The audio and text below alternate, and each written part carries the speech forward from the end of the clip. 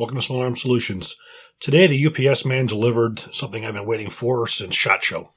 One of the most popular new products shown at SHOT Show, unfortunately I wasn't there this year, but one of the biggest products that was put out was by Brownells, was the introduction of their new BRN-180. We don't normally do first look videos, we usually do complete videos on products. But with this one here, I was excited enough where I wanted to give you guys a first look at this new incredible product. Now, in a future video, we're going to have one that's going to go on the history of the AR-180, going from the original AR-180 from the 1960s to the AR-180B of 2001, 2002 time period. Then we're going to go into the new BRN-180. That's a video coming up. You can look forward to that. But I wanted to show you a little bit about the BRN-180. Just give you a little quick demonstration of how all the parts are, as well as give you a little bit of the history behind it. Now, the BR-180 was introduced at the SHOT Show by Brownells, and they did not start shipping until this month. They've been in production. Brownells has done an absolutely incredible job with all of their retro products. The entire BRN series of retro rifles, showing some of the most influential and most historically significant AR-15 variations, which nobody's done before. Recreation of many obsolete parts to bring those old rifles back to life. The BRN-180 was rather different because you don't really want to call it retro, because this is not a direct copy of the original AR-180 or AR-18. If you were to look at the original receiver of the AR-180, you would see that it's stamped sheet metal. That's technology that is long since gone. The amount of money that it would cost to recreate that lower receiver and versus what you would get in return, it really didn't make any sense, due to the fact that this rifle is obsolete. No one has manufactured the same rifle since the original 1960s.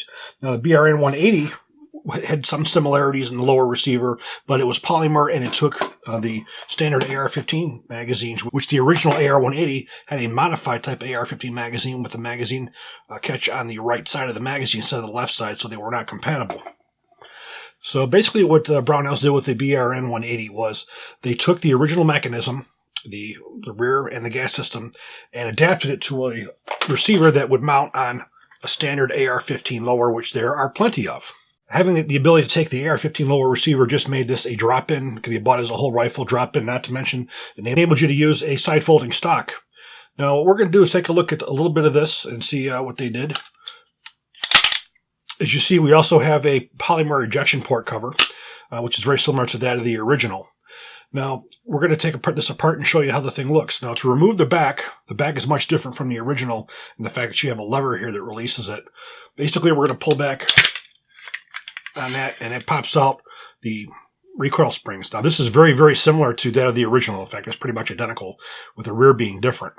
You have the original crank type charging handle on here. We pull back, we remove.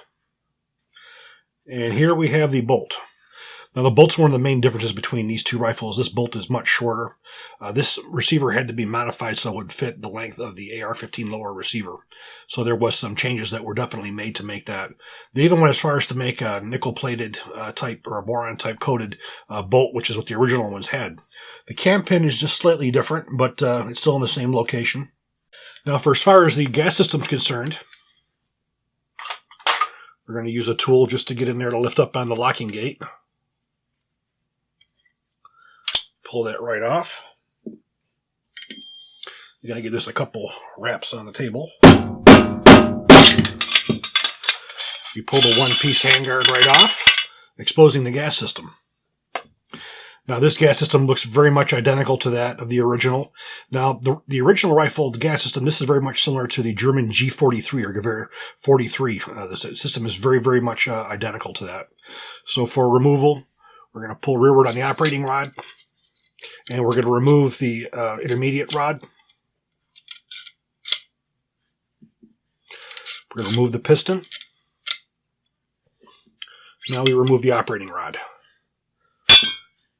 Now, also to my pleasure, the gas block is pinned in place.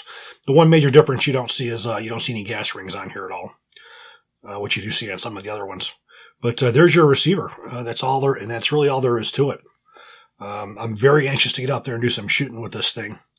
Now, some other things to talk about with the BRN versus the original AR-180 was, obviously on the original AR-180 you did not have the 1913 rail.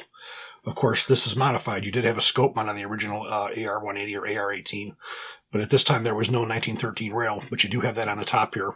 So that was a change. And when you look at the barrel length, you have a 16-inch barrel on here.